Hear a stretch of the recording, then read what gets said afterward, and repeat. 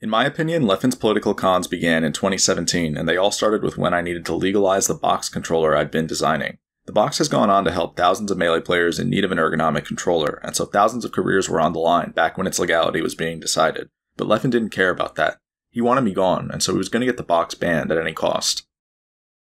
On January 19, 2017, I announced to the Melee community that I'd be returning on a controller called the box. I had just spent a few years away from the game due to hand and wrist injuries, and people were happy to see that I'd not only be coming back, but helping out other Melee players in need as well. Then, the exact same day I made my announcement, Leffen hosted a stream in which he made the following comments. There's absolutely nothing. There's no proof or even anecdotal evidence the Smashbox is better for your hands. I feel like there's a real concern that other top players could develop severe hand issues as well. Well, his was like, it feels like it's genetic. He has like arthritis and stuff like that. And Hax's was honestly his own. Like, yes, I do worry that other people get hand issues, but I also think that it's 95% at least their own fault, and then like 5% the GameCube controller or whatever. Everything you just heard Leffen say is false. You just heard him say that there's no proof that keyboard controllers are more ergonomic than GameCube controllers, which everyone knows is untrue. He also lied about my hand injuries by claiming that I have genetic arthritis, which I don't. I have osteoarthritis, which is from wear and tear. The fact that Leffen felt the need to make these lies on the exact day of my announcement made it obvious what was to come. 2 months later, I would encounter Leffen at Summit 4, which took place between March 2nd and 5th, 2017. When I first got to the venue, I saw SFAT, PewPew, Ice, and Leffen playing teams, so I said hi to all of them. Then, within 5 minutes of my arrival, Leffen got up and asked me to speak with him about the box, so I obliged. Him and I then went into a different room. My conversation with Leffen would end up being an interrogation, in which he tried to get me to commit to certain lines of logic about how the box would be legalized. Leffen kept asking me questions about GameCube controller mods and in-game mechanics that the box's legality might affect. A week after I got home from Summit, Leffen began to flood Twitter with misrepresentations of everything I had told him. He even spread these misrepresentations to TOs such as Jabali and Mr. Wizard to try to reach a ban verdict as quickly as possible. When people asked Leffen what I thought about his tweets, he would clarify that I was in agreement with him, which wasn't true. And so I told Leffen that he was acting maliciously by putting words in my mouth. This was when things got even weirder. Leffen clarified that he had no malicious intent, but that he had made contact with the engineer who I was working with at the time. To be clear, Leffen lives in Sweden, and my engineer lives an hour away from me in New Jersey. When I saw Leffen's tweet, I realized that he had formed a strategic friendship, as he usually does. I didn't think too much of it at the time, but it would end up coming into play later. A week later, Leffen began to flood YouTube with anti-box propaganda. The first video he made was released on March 21st, 2017. It was only a minute long, and it was called Box Controller Exposed. The video focused on a mechanic called 1.0 Cardinal, which is a mechanic in Melee that causes your analog stick value to increase by about 1% if you can pinpoint the final value along the cardinal. This improves things such as dash speed and DI by about 1%. Since the box is a digital controller, it can pinpoint this value every time, whereas GameCube controllers may struggle to do so. That being said, 1.0 Cardinal is a touchy subject, and it's easy to misconstrue certain things about it through the use of crafty language. It also affects up or down. This also affects airspeed. It also affects even the smash DI and normal DI. So you can literally DI further on a keyboard or a digital input. Do what you will with this information. Leffen's video is incredibly disingenuous for several reasons, but the public didn't realize this. For one, the fact that Leffen's video is only a minute long and ends with "do what you will with this information" means it isn't intended to educate people, but to spread fear. There are several arguments Leffen's video doesn't mention, such as the fact that 1.0 is a microscopic advantage that would never warrant banning a controller. Then there's the fact that some GameCube controllers are way better than others at pinpointing 1.0 due to hardware differences, yet those controllers aren't banned. There's also the fact that 1.0 should be fixed on UCF, at which point it isn't even a discussion anymore. Leffen's video wasn't intended to be truthful about any of these things. 2 days later, a tournament called Royal Flush announced that I'd be competing at their upcoming event. Royal Flush had invited me to play on the box, and so I accepted. However, within 2 hours of Royal Flush announcing that I'd be in attendance, Leffen hounded the TOs about redoing their controller rule set. This caused Royal Flush to rescind their invite. When Royal Flush rescinded their invite, I didn't care too much, as my engineer and I were mostly focused on a separate project at the time. Our separate project was called the Arduino. This was an electrical mod that gave the GameCube controller improved capabilities such as dashback, shield drop, and 1.0. While it isn't talked about too much anymore, the Arduino is largely what paved the way for UCF. Even though I was banned from competing in Royal Flush, I was still going to go so that I could see people demo the Arduino for the first time. What I didn't know is that while I was working on the Arduino, Leffen had secretly been making arrangements with my engineer for an Arduino to be given to him at Royal Flush. My engineer had never told me this because he had no idea that Leffen was malicious. However, when I met up with my engineer at Royal Flush, he revealed to me that he'd be giving an Arduino to Leffen later that weekend. Once my engineer told me this, I literally began to shake him by his shoulders.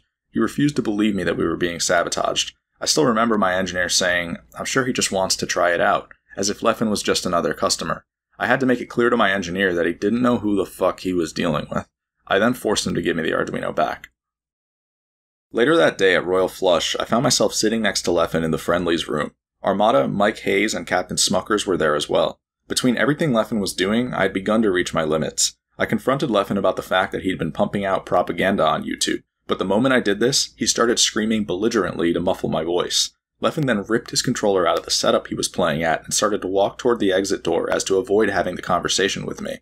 This got me heated since it showed that Leffen's only goal was to spread lies on social media, and so I screamed back at him to let him know that I knew exactly what he was doing. Leffen later retold this story as though I'd screamed at him for no reason, which has tricked people into thinking that I'm harassive toward Leffen. The same exact day, Leffen had the audacity to come back into the Friendlies room to ask me if he could have the Arduino. He'd found out that I'd taken it away from my engineer, and so he approached me with a smile and a polite voice. When Leffen did this, I told him to fuck off. Leffen then said, verbatim, that Arduino was supposed to be mine. I told him to fuck off again. As Leffen angrily left the Friendlies room, I noticed that he had his phone out. I already knew what this meant, so I followed him out of the Friendlies room and into the hallway. I started to tell Leffen that I would have given him the Arduino if he had good intentions, but he didn't. He was still the same person he was back during Evidence.Zip. The entire time I tried to talk to Leffen, he kept his face buried in his phone. He didn't even turn his head to look at me. He then began pacing away from me as he typed something. At first, I tried to keep up with Leffen, but he eventually began pacing so fast that I wasn't going to bother anymore. After I let Leffen get away, I checked his Twitter account, and surely enough, I found a tweet that suggested that I'd done something wrong by not giving him the Arduino. Leffen had typed that tweet out right in front of my face as I tried to get his attention. Later that week, Leffen would also host streams that talked about how I hadn't given him an Arduino that was supposed to be his. This caused my engineer to realize that I was right about Leffen all along. Leffen would continue to flood YouTube with anti-box propaganda during this time. All of his videos were intended to fearmonger and spread misinformation. He would misconstrue several game mechanics, and continue to challenge the fact that ergonomic controllers were even necessary. The lengths he was going to destroy me were unbelievable. This led to me taking a shot at Leffen on Twitter. I called him out for losing despite the fact that he had notches, which he had constantly been misrepresenting in order to get the box banned. At first, Leffen didn't respond to my tweet for a while, but later that night, he blew things insanely out of proportion. Leffen posted logs of a private conversation I had with him in 2016 in which I came to him with a confession. I'd been suffering from PTSD for 3 years at the time, and I needed help. This PTSD resulted from the chronic harassment and stalking I'd been subject to in 2011 and 2012, and it had been causing me severe insomnia. The reason I used to have PTSD is because I didn't understand psychopathy back when I was a teenager, and so I didn't understand why someone was stalking me so obsessively. Apparently, when I gave Leffen this information, he viewed it as a way to stalk me again in the future while blackmailing me. It's still probably the most evil thing I've ever witnessed. After Leffen posted these logs, he tweeted that he had tried to be nice to me despite how terrible I'd been to him. I know it's hard to believe, but Leffen really did tweet that. Tons of people then told Leffen to take the logs down, so he did. However, when someone told Leffen that he shouldn't have posted the logs under any circumstance, Leffen claimed victim status and told him that he couldn't take my harassment anymore. To be clear, I never harassed Leffen during this entire time period. I only ever confronted him because he was trying to end my career. The same person then pressed Leffen about the fact that it still wasn't okay. This was when Leffen referred to me as his stalker. He told the person that he was done speaking with them since they insisted on victim blaming. This interaction shows exactly why Evidence.Zip urged the reader to understand that Leffen will always claim victim status, and that they need to be able to see through it. Less than a week after this all happened, I released my Arduino project to the general public. Leffen tweeted within a few hours to encourage people not to trust me, and to view my work as if it was research funded by a cigarette company. When I released lengthy box documentation a year later, Leffen made the exact same tweet.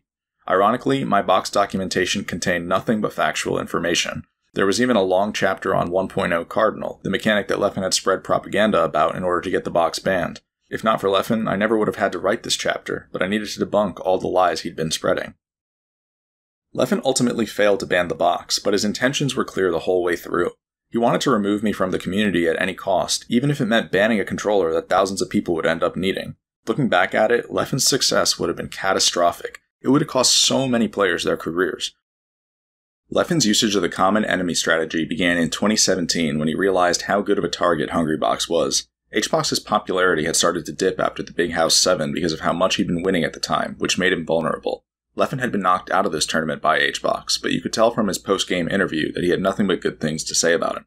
Lacked focus, and in those moments it just died every time, especially against Hungrybox. I played well overall, but then during edge cards and like when he just approached me with pound, I would just like let up for a second and then he destroys you. He's really amazing at like noticing your weak points and just instantly killing you for it. Yeah, he's like real.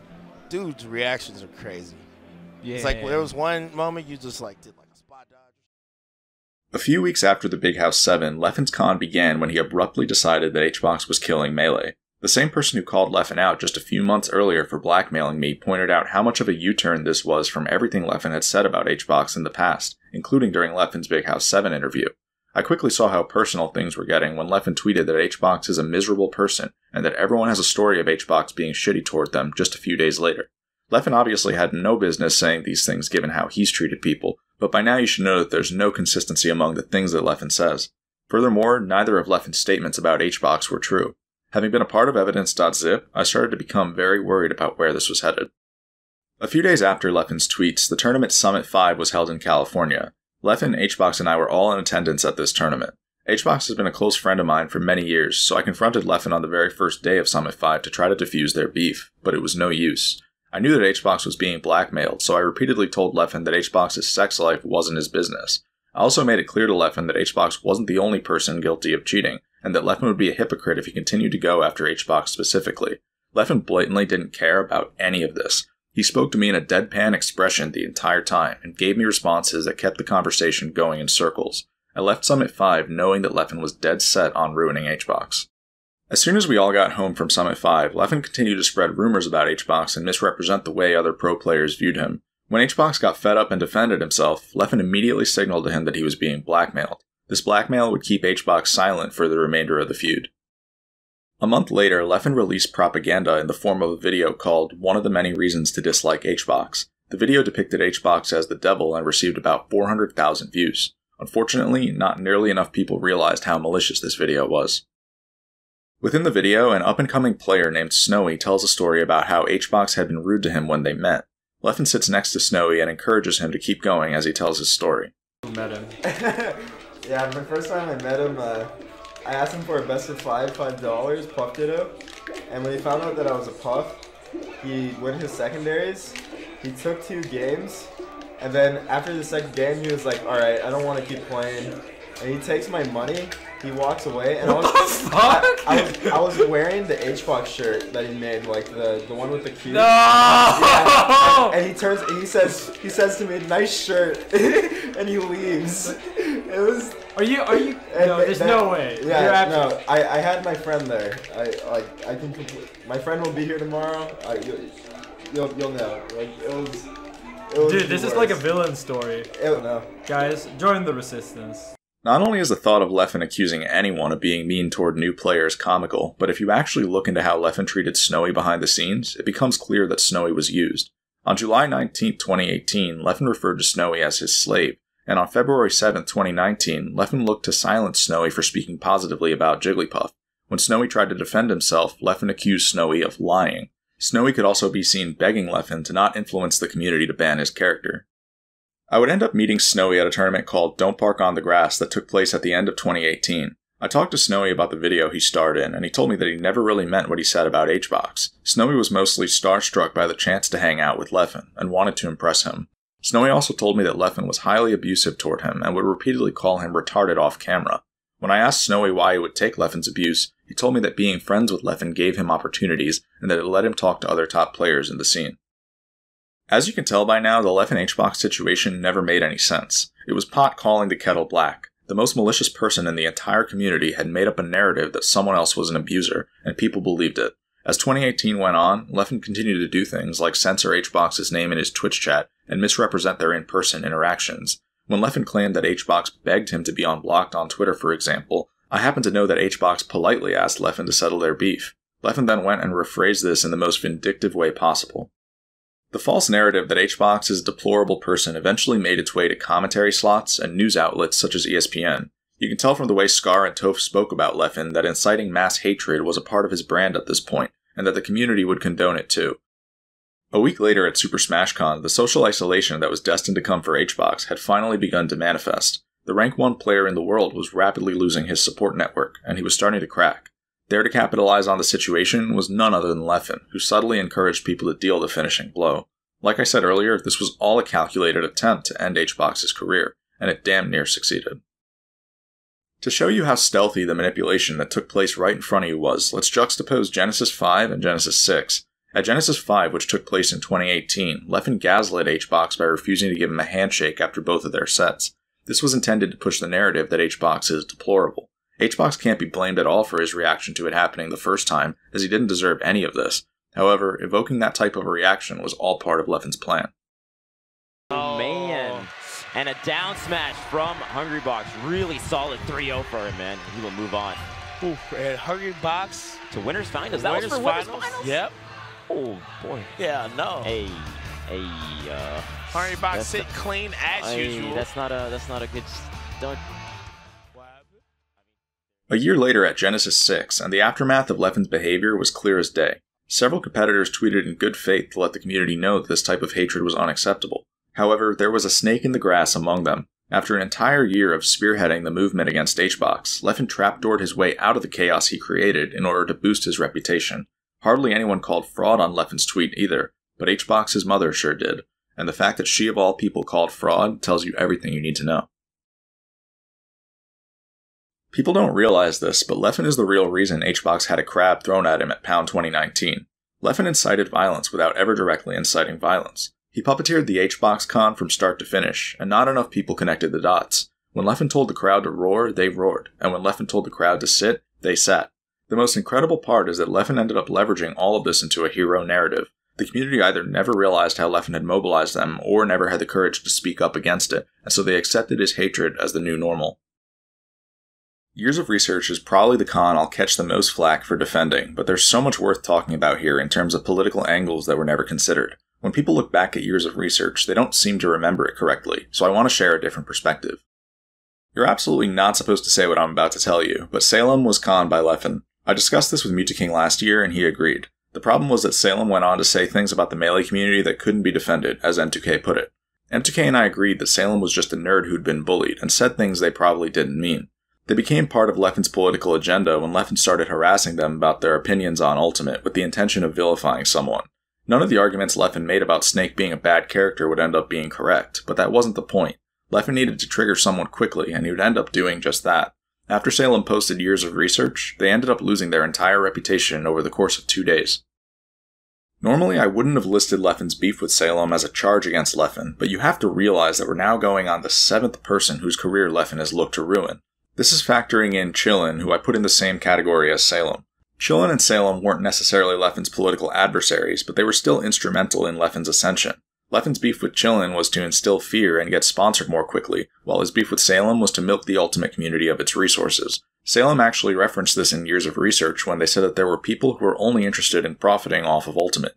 Salem also pointed out that Leffen's fan base grows alongside his malicious intent, which is completely accurate. Years of Research had all sorts of other problems, though, so these things got overlooked.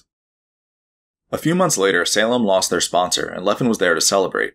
By that point, everyone had forgotten that Leffen instigated this beef in the first place, which just goes to show how effective it is to unite people against a common enemy. When Leffen beat Salem half a year later at Super Smash Con, a sea of onlookers watched in awe as the supervillain of Ultimate was defeated. But what they didn't realize was that the real villain had just won. Watching this clip of the crowd is terrifying once you realize that Leffen was the mastermind here, and that Salem was nothing more than a scapegoat so that Leffen could mobilize these people. The situation was so one-sided that even HBox had no choice but to participate in it, despite being vilified by Leffen the year before. But sometimes, exploiting others doesn't mean feuding with people. Depending on the situation, it may be appropriate to become a social justice activist overnight. Following the HBox and Salem feuds, Leffen had begun to transition from a villain to an anti-hero in the eyes of the community. The days of Evidence.Zip were over, not that anyone knew what Evidence.Zip was to begin with. After saving Smash from two separate problems that he created, Leffen was starting to be perceived as a role model, and it couldn't have come at a better time. Last summer, the Smash community witnessed its darkest point when it found out that many of its own were sexual predators. People didn't know what to believe when the victims first started coming out, but before you knew it, the whole world was watching. Virtuous victimhood can't be signaled in every situation, but it can certainly be signaled during a Me Too movement. A dark triad is able to emerge as someone who can resonate with victims while also coming across as a leader who victims should stand behind. This is why it was never a matter of if Leffen would show up, but rather a matter of when. Surely enough, Leffen would begin tweeting frequently on June 28th. The tweets he made over the course of the next few weeks gave victims hope and empowerment, and caused him to become the community's beacon. Leffen's actions were showered with praise by community leaders, and not a soul stopped to question his intentions. His ability to take the helm of Me Too so easily despite his dark past made me realize how wide the gap between perception and reality is within this community, and that the situation was worse than I thought. If you listen closely to what Leffen says in this clip that Rishi tweeted, you'll start to realize that something went wrong here. Yeah, I also agree that saying you stan, while I appreciate it if it's about me, I still think it's bad. You should hold me accountable. If I'm not entertaining, if I'm not doing shit like that, then don't fucking follow me. Don't watch me. I'm not your friend. I'm an entertainer. I'm a pro player. You shouldn't assume that I am a top... Just because I'm a top player, that I'm a top person. That I'm a great person, because you don't know me. It is very easy as a streamer to do your bad shit during the hours you don't stream. By July 2nd, the number of allegations had begun to ramp up, and so Leffen made a YouTube video in which he discussed the situation. He also made a second video on July 15th. These videos received over 1 million hits combined. I'll play a couple of quotes from them that I've selected. With the information we have, none of these quotes make any sense coming from Leffen. The first quote is a projection because Leffen states that he won't summarize victims, then proceeds to summarize Evidence.Zip in about 10 seconds. As we know, Evidence.Zip deserves much more time than that. Similarly, the second quote is a projection because Leffen is regularly abusive and has used blackmail as one of his go-to strategies throughout his career. The third quote is also a projection because Leffen knows that he himself is aware of causing several people's mental health to decline. The fourth quote is a projection as well because after Leffen was banned for Evidence.Zip, he issued a fake apology that manipulated North Americans and the media. And finally, the fifth quote is a projection because we have Leffen on record for leeching money and fame from the Smash community on several occasions, including this one. A few minutes later, Leffen gives his victim testimony. Please listen to all of it very closely. When I was, before I was banned, I went to my first tournament over in the United States. And I've told this story many times before, so I'm not going to go into great detail about it. But as a 16-year-old, I went there, traveled with an RV around California and the nearby states for about 2 weeks, and there were about 10 people in that RV, so it was a lot of people, many people adults. And during this time, there was one particular player that physically abused me, like basically slapped me extremely hard across the face several times over basically nothing. I sat in his seat, I was playing Smash, and he wanted to go to sleep. His alarm didn't wake him up, and took about 8 times before someone said anything, and no one really said anything. This player also ended up stealing money, never paying back people thousands of dollars, and some people are still friends with this person to this day. And I'm not saying this to try to make a pity party of myself. I think in general, I took this situation and I dealt with it pretty well, and I was pretty bratty, you know. I stood up for myself. I always try to take fights verbally. Of course, I never fought anyone physically, but I'm not gonna say that I didn't like do anything to deserve any kind of lashback whatsoever. But I definitely did not deserve to be physically assaulted several times. But since that day, I was obviously extremely mad at the other people who I looked up to before, who I saw as full grown adults, for not doing anything. And ever since that day, I basically vowed to myself that when that happens next time, when I'm the fucking adult, I'm not gonna just sit by and just be like, oh, I hope someone else look to someone else. I'm gonna step in myself and say something. And honestly, I thought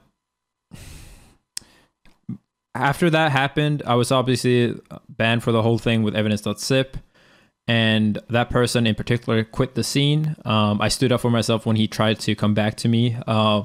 He wanted to talk it over a dinner meal, and he came and hugged me from behind and said, let's talk things out. And he asked me to pay for his meal. Obviously, I just told him to go fuck himself and basically stood up for myself. Before we continue, I want to be clear about one detail within Leffen's testimony. I was playing Smash and he wanted to go to sleep. His alarm didn't wake him up. And took about 8 times before someone said anything, and no one really said anything. In Leffen's video, he states that he was slapped 8 times, but on April 29, 2012, Leffen told this exact same story on Smashboards, and he stated that he was only slapped once. This means that Leffen modified the story in order to make it sound like more of an assault. When I heard Leffen's new testimony, I reached out to some of the Swedes who I happened to know were on this road trip, which took place during the weeks leading up to Genesis 2. The first Swede I reached out to told me that they knew Leffen was slapped once, and that they remembered Leffen telling them that he was slapped a second time, but that 8 times was definitely a lie. The next Swede I reached out to was Armada. Armada said the exact same thing, which is that a second slap may have happened, but that 8 was clearly a lie. Armada added that Leffen had been telling a botched version of this story 6 to 8 weeks earlier on his stream. The next piece of evidence is a testimony that was written over 8 years ago. Earlier on in this video, I showed you excerpts from Evidence.Zip, but I omitted the third Swedish player's testimony. The reason I omitted this testimony is because it's the most important one in Evidence.Zip, and I needed to save it for later. This testimony was written by a smasher named C. C is the person who slapped Leffen, and he just so happened to testify about the Genesis 2 road trip. C's testimony is cleanly divided into 6 sections, each with its own title. I'll be showing you his testimony in its entirety.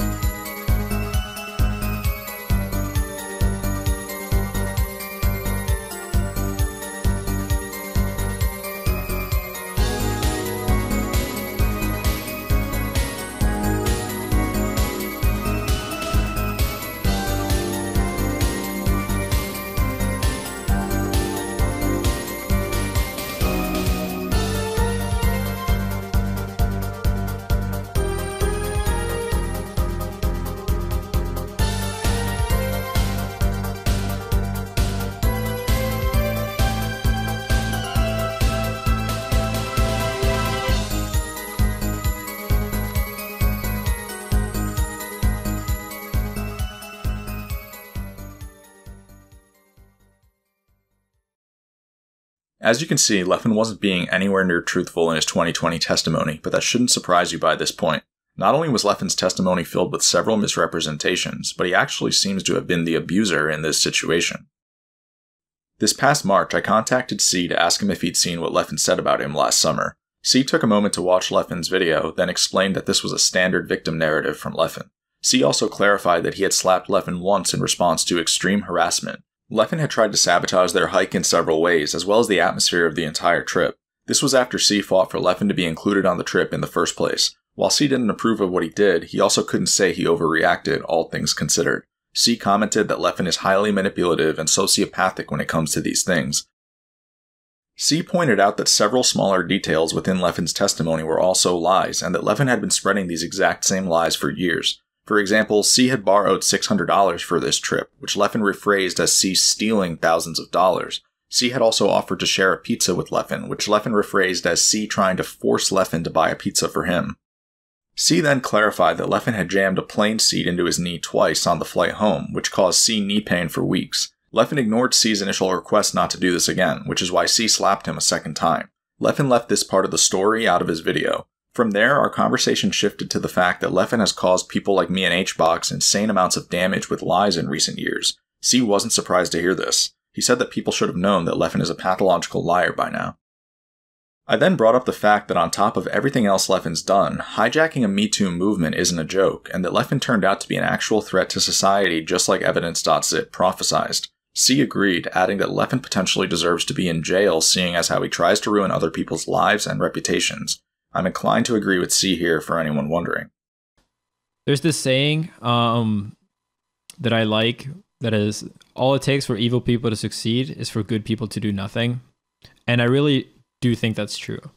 In my opinion, the world is not filled of majority evil people. I think that's something that people tell themselves in order to kind of put blame away from themselves, that they couldn't have done anything, everyone's bad, and if I'm bad, you know, I'm just part of the majority. I really do think that the majority of people are either decent or good. However, many good and decent people do not do enough, myself included. Back when you heard Leffen say that, you probably thought he was speaking from the good guy's perspective. He wasn't. He was telling you how easy it is for him to exploit the people of the Smash community. This might be tough to process, but Leffen didn't mean a word he said to any of you last summer. His involvement with Me Too was a facade, just like his hero status is. Leffen got involved with Me Too in order to draw a crowd and mobilize it underneath him, just as he's done several times before. Leffen wouldn't just use the Me Too movement to grow his brand, he would also seize control of the community through the elimination of Zero, who had the largest following in Smash prior to being banned. Something I want to be clear about is that this section of the video should be viewed separately from the fact that Zero was deemed guilty. It is simply intended to establish that Leffen was personally invested in Zero's downfall, and that Zero's trial was fraudulently administered. According to what we know, Jisoo approached Leffen on July 2nd, 2020 for advice about coming forward with her allegations against Zero. This is what it says in Leffen's Twitlonger about the Jisoo and Zero situation, which was posted on the morning of July 3rd. As if this story couldn't get any darker, what Jisoo didn't know is that when she approached Leffen for advice, she approached someone who had not only just hijacked the entire Me Too movement, but would also gladly cancel Zero in the process. Zero was the only person left in the Smash community with a larger following than Leffen, and so the situation had practically fallen into Leffen's lap. These are the types of benefits Leffen was bound to receive after duping the entire community into trusting him. The reason Leffen made his Twitlonger in the first place was because people didn't initially believe Jisoo's allegations. On July 2nd at 8:10 p.m. EST, Jisoo alleged that Zero had shown her hentai when she was 15, but people didn't believe her at first because she didn't provide any evidence. This led to Leffen stepping in the next morning at 5:01 a.m. EST. Leffen's Twitlonger was intended to turn the tide back in Jisoo's favor, but it was riddled with so much manipulative language that I knew Leffen had a vested interest in canceling Zero the moment I read it. I also knew that Zero would end up getting cancelled as soon as I read Leffen's Twitlonger, simply due to how these situations always play out whenever Leffen's involved. Leffen's Twitlonger begins and ends by clarifying that Leffen would like to remain friends with Zero after this is all said and done, and that he simply wants the best for his friend. These statements are blatantly insincere, especially when you consider where they're placed. Leffen even clarifies in the first statement that he hasn't spent much time with Zero, and so him claiming that Zero is his friend doesn't make any sense. From there, Leffen makes 4 more statements that either clarify or imply that what Zero did isn't that bad, and that nobody is trying to cancel Zero. Of all the times we've seen Leffen project, this is probably the easiest one to see through. Yet another issue with Leffen's twitlonger is his constant use of the word nuanced. He uses this word a total of 5 times, which is not only excessive, but also strange when you consider that Jisoo's allegations weren't nuanced at all. Leffen even apologizes in the final paragraph by saying, "I'm sorry this has been a lot of words without any clear conclusions." All in all, most of Leffen's twitlonger doesn't actually tell you anything, and reads as though it was written by someone who was on drugs. There's only one part of Leffen's twitlonger that actually matters, and it's a testimony he gives toward the end. Leffen's testimony talks about how he allegedly witnessed Zero sharing hentai with 1 or 2 Japanese smashers in a hotel room at Apex 2013. According to Leffen, this made it more likely that Jisoo's testimony was truthful. There's a problem with Leffen's testimony that I want to highlight. At the time of Apex 2013, Zero was 17 years old. This means that Zero was legally a minor, and so if any of the Japanese players were 18 or older, they'd have been guilty of the same crime Zero would later commit against Jisoo. Zero would end up confirming that the Japanese players in question were in fact older than him. If Zero was a minor at Apex 2013, then why didn't Leffen bother to open a case against the Japanese players who were in the hotel room? Furthermore, why did Leffen phrase his testimony as though Zero was the guilty party in this situation? According to Leffen, Zero is to be blamed regardless of whether he's the minor or not. This is a major loophole in Leffen's logic that no one caught. It proves that he was never actually invested in serving justice to sexual predators. Leffen specifically wanted Zero gone because he was a profitable takedown. The manipulative language and double standard within Leffen's twitlonger is eerily reminiscent of when he smear campaigned Hungrybox 2 years prior. When Leffen posted the video about HBox that would receive 400,000 views, he assured people that he wanted to keep out of the drama, which obviously wasn't his intention. Leffen also portrayed HBox as being abusive toward a player named Snowy, when Snowy was nothing more than a stepping stone for Leffen to enact his smear campaign. By half a year later, Leffen would be on the verge of fully pushing HBox out of the community. Leffen didn't need half a year to pivot toward his true intentions this time around. Just 17 minutes after Leffen posted his twitlonger, he was already tweeting in a way that suggested that Zero was a criminal who ought to be cancelled. This would have been perfectly fine if not for the fact that Leffen had just assured us that he wasn't trying to cancel Zero. There was no emotional consistency among anything Leffen was saying or doing. As the days went on, more information would come out, and Leffen would continue to administer Zero's cancellation. On July 4th, Leffen made a particularly brutal tweet in which he leaked DMs of Zero reaching out to him to talk. Many people raised an issue with this tweet, so I want to shed some insight into why it happened. 8 years ago, when C testified for Evidence.Zip, he explained that Leffen is a highly sadistic individual who will decline any invitation to speak with his prospects. Leffen will, in fact, misrepresent these invitations on social media as to vilify the other person. We've already seen Leffen do this to multiple people. He did it to C when he claimed that he defended himself from C in his YouTube video. He did it to me when he claimed that I screamed at him for no reason at Royal Flush, and he did it to HBox when he claimed that HBox begged him to be unblocked. With that information in mind, Zero never had a chance of speaking to Leffen in this situation, but Zero didn't know that. Neither did the people on Twitter who watched Leffen leak these DMs, but many of them were still able to gauge that Leffen was acting maliciously. Several people accused Leffen of never meaning what he said when he called Zero his friend, and being personally invested in Zero's downfall. One person wrote that Leffen was prepped to gain a lot financially from the situation, while another wrote, "There's something off about you. I respect you speaking up and standing with the victims, but in this particular case, it seems that you never really liked Zero at all, and you were hoping that something like this would happen. Everyone who took this stance was sadly correct." Several other people expressed that what Leffen was doing could potentially drive Zero to suicide, especially considering that Zero was known to have struggled with depression. Leffen responded to one of them by saying, "Don't you dare put his mental health on me. Mental health is a serious issue, but being depressed is not an excuse to get away with doing bad things." This tweet is ridiculous when you consider that in the fake apology Leffen gave after Evidence.Zip, he blamed everything he had done on depression and other similar issues.